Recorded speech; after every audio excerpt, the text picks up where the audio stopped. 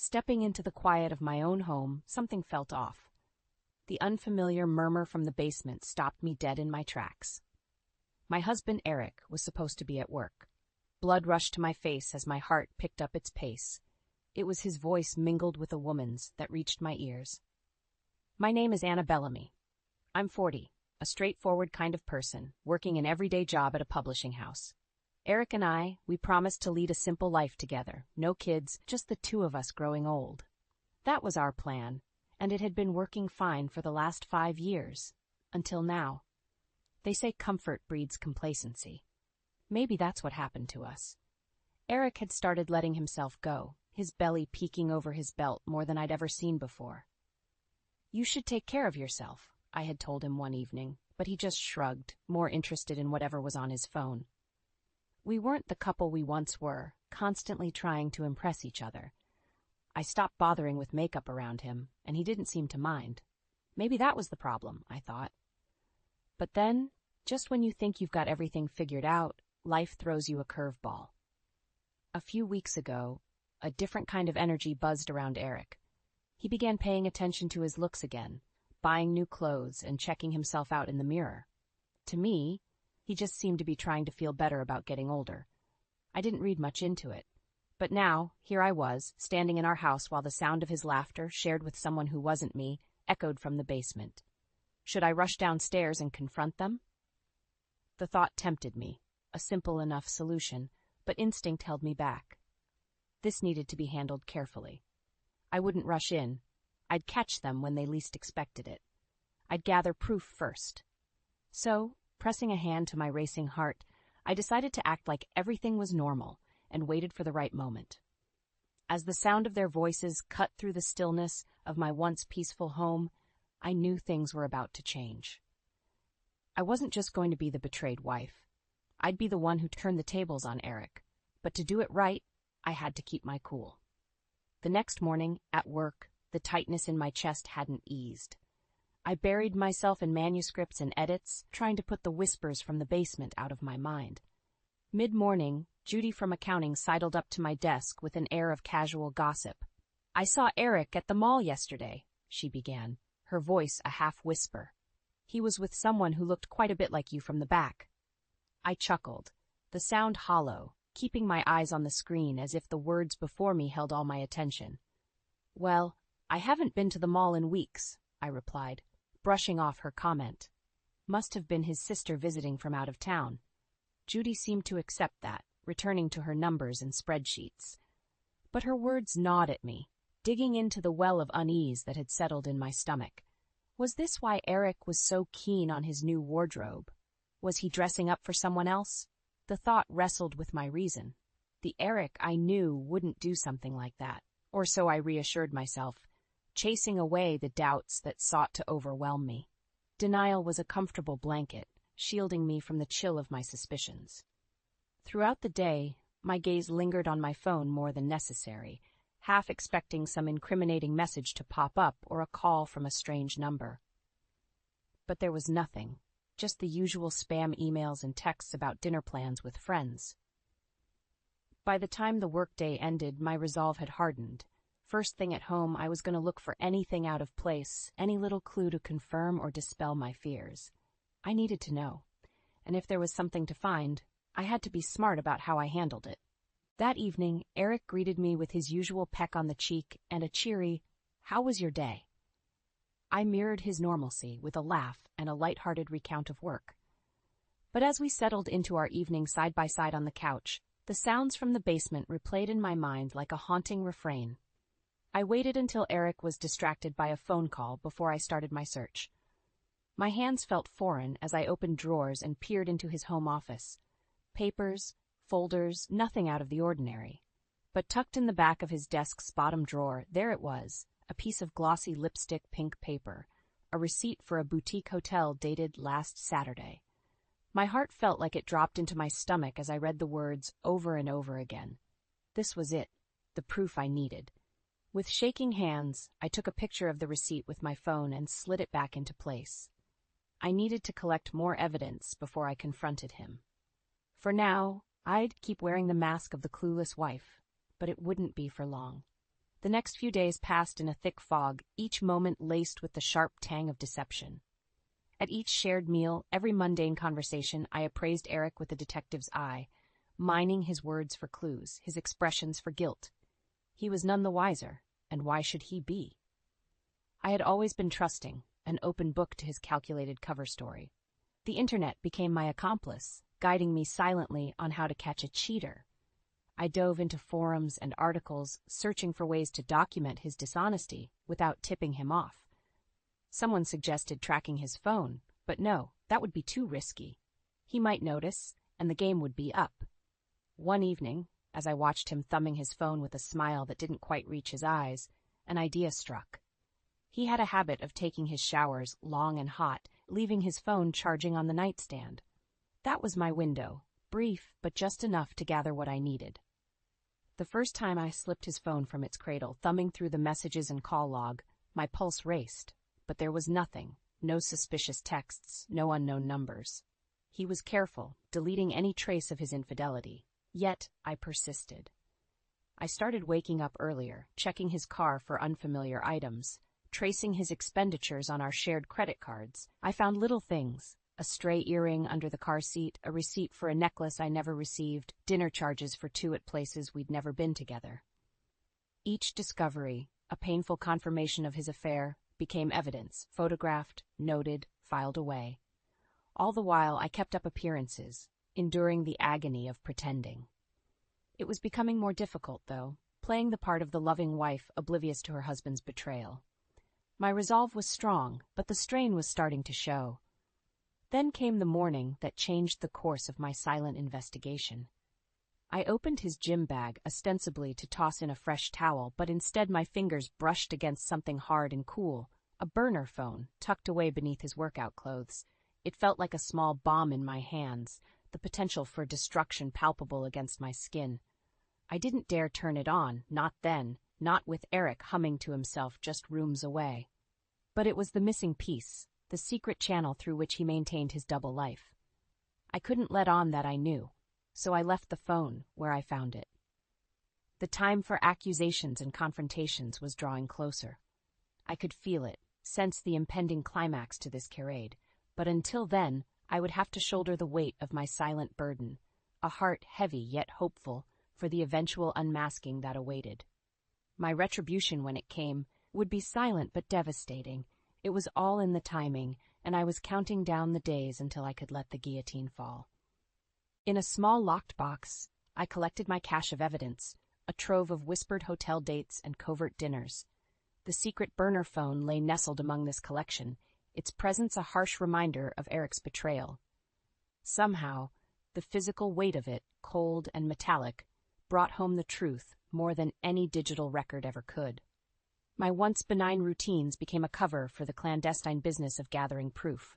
I memorized Eric's schedule, noted the slight deviations, the minutes unaccounted for, the hushed tones I caught him using when he thought I was far from earshot.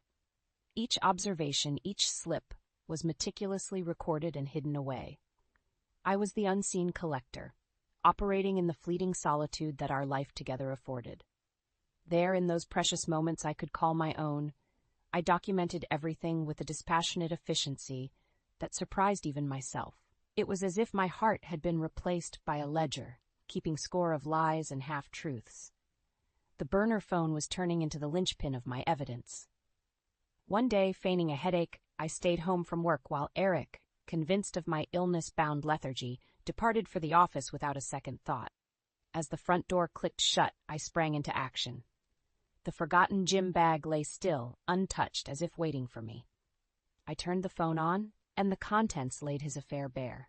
Texts, calls, pictures I wished I could unsee, all painting the vivid portrait of a man ensnared in infidelity. I kept my breathing steady as I transferred everything I needed to my own phone. With each passing day, I felt the walls of our marriage closing in, as if our house was conspiring in keeping me trapped in this masquerade. But I would not allow myself to be suffocated by bitterness. The knowledge I was amassing was my oxygen, my empowerment. Each evening, when Eric returned home with his infectious smile and his arms laden with the facade of normalcy, I played my part. Welcome home, I'd say, leaning into his kiss that had lost all meaning. It was a necessary act, the cost of which was a growing numbness where there was once love and warmth. In public, we were the perfect couple. At home, I was the watchful hawk, biding my time. To the outside world, I must have seemed unchanged, the same reliable Anna with her quick smile and ready laugh. But behind my eyes was the steel of a woman unmade and remade by betrayal. The pressure mounted within me, a helium balloon straining against its string. My plan was nearing completion, the stage set for the final act. Yet I would wait for the perfect moment to cut the ties that bound us, to let the truth ascend into the light where all could see. My patience, it seemed, was finally rewarded. A slip of the tongue, a minor oversight. Eric was only human, after all. He mentioned a weekend conference, a necessary trip out of town. My instinct prickled, antennas raised in suspicion. There had been no talk of this conference before, no emails, no printed itineraries lying around, nothing but his words to attest to its existence. The pieces clicked into place, a mosaic of imminent confrontation. My evidence was substantial, a foundation sturdy enough to bear the weight of the accusations to come. But there was a crescendo I was yet to orchestrate, had to catch them, him and his mistress, in the act. Eric's careful nature was both a curse and a blessing. He scheduled his trysts meticulously, but in his assuredness he repeated patterns. And so I found a new kind of resolve in the waiting, embodying stillness, with a heart that thrummed in anticipation of the storm to come. The day of Eric's conference dawned, and I bade him farewell with an embrace that masked the tremors of my adrenaline. Hours trickled by, each second a surging tide that threatened to overwhelm my resolve. I would not yield. With the evening's spread of darkness, I returned home. There, nestled between the familiar walls, I heard them, the muffled symphony of deceit playing out beneath my feet once again. Quietly descending the stairs, I paused at the door of the basement, the epicenter of his treachery. A phone call, no more than a whisper, was all it had taken. A paid service, one that guaranteed discretion. From the shadows of the basement's interior, two figures emerged into the dim light, laughing, unaware. Their reverie was short-lived. The door closed with a soft, decisive click, the metallic turn of the key sealing their fate. Now locked within the depths of their own indiscretion, Marcus and his paramour slowly realized their predicament. Through a vent, the subtle rise of summer heat seeping in like an uninvited guest. No windows to ease the stifling embrace, no escape from the prison of their own making. I retreated upstairs, thus to the sanctuary of the airy living room. My lips curled into a half-smile, the first true expression I had allowed myself in weeks. I imagined them below, the sweat beginning to bead on their brows, the lack of fresh air lending a sense of reality to their trapped situation. I felt no need for haste. The basement was stocked with water, and ironically, canned food that I would never have thought would serve them in such a scenario. They would be safe for a time, but they would not be comfortable. That was, after all, the point. Hours crawled by, and I occupied myself with a book, the words scarcely registering as my thoughts remained below. Only when the air adopted the heady thickness of an unventilated room did I descend once more. To them my footsteps must have sounded like salvation, yet my expression offered no reprieve. The cool indifference in my gaze met their flushed, anxious faces. And there in the stillness, the gravity of my quiet retribution hung between us like a tangible force. The air in the basement was heavy with heat and desperation as I faced Eric and his mistress, trapped by their own misdeeds. Their eyes were wide, the sheen of sweat on their skin reflecting more than just the oppressive temperature. This was the moment of reckoning I had quietly cultivated. "Anna," Eric stammered, his usual composure dissolving into the thick air. I can explain." His words fell flat, the futility of his situation rendering them meaningless. The woman beside him, a silhouette of regret, remained silent, her downcast eyes betraying her shame. The evidence I had amassed was now a silent witness to their affair. I laid it bare before them, the photographs, messages, and receipts, each artifact a testament to Eric's deceit. The color drained from his face as he realized the extent of my knowledge. "The consequences come now," I told them, my voice steady, belying the cauldron of emotions within. "I have enough here to ensure you both pay dearly for this betrayal." My gaze shifted to the woman unnamed and insignificant to me until this catalyst moment. "I trusted you," I said, my eyes locking onto hers, allowing her to feel the weight of my words. "You helped destroy a marriage. The guilt is yours to carry as well." Eric attempted to reach out to offer some gesture of reconciliation, but it was too late for empty appeasements. I knew that behind closed doors, apologies are often less about remorse and more about seeking absolution for the guilty. Captured within the confines of the dark basement, neither could escape the heat nor the confrontation. My presence was the gatekeeper to their freedom, and I held the power they had thoughtlessly gambled away. Though part of me wanted to linger, to savor the moment of their penance, I knew the time for exit statements had arrived. With a final glimpse at their wilted forms, I turned to leave, the key to their release secure in my hand, a return to their cage only I would dictate. In the coolness of the living room, I contemplated the legalities to come. Both would face repercussions beyond this personal prison I'd created. I would see to it that my divorce from Eric and claims against the mistress for damages would leave them both with little more to show for their affair than the scars it had seared upon us all. Finality had a certain weight to it, a sense of irrevocability that paced hand in hand with relief. As the days slipped by and my new reality set in, the last echoes of betrayal that had so marred the fabric of my life with Eric began to fade into a distant murmur. The divorce proceedings were a cold march through legal documents and negotiations.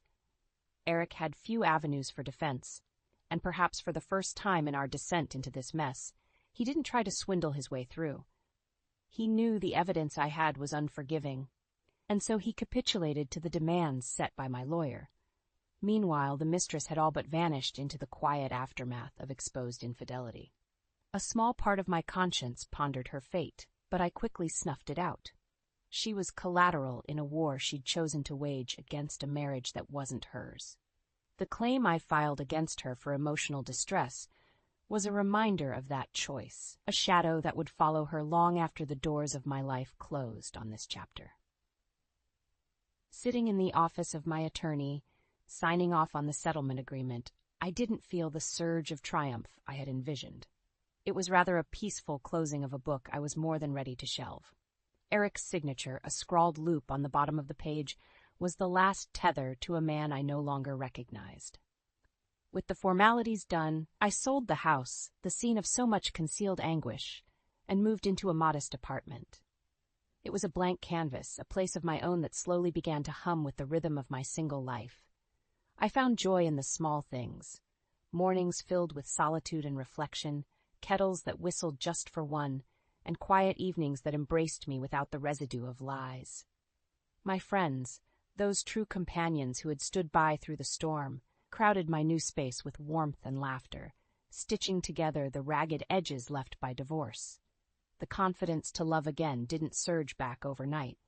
It returned in soft whispers, gentle nudges from those who cared for me, reminding me that not all was lost in the realm of the heart. Sunday brunches became my excursion into social terrains, and casual conversations with newcomers sparked the tentative flickers of interest. As I settled into this reinvented life, I realized triumphant tales aren't only forged in the fires of vengeance, but also in the quiet resilience that builds the bridges to tomorrow. I was laying down the planks with each day that passed. Standing on the balcony of my new apartment, looking out at the city below, I knew that from these remnants of a life undone, I was ready to spin dreams anew. There was hope in the sunrise, and in its golden blaze, I found the promise that, come what may, there were better days ahead and perhaps, just maybe, a new love waiting just beyond the bend.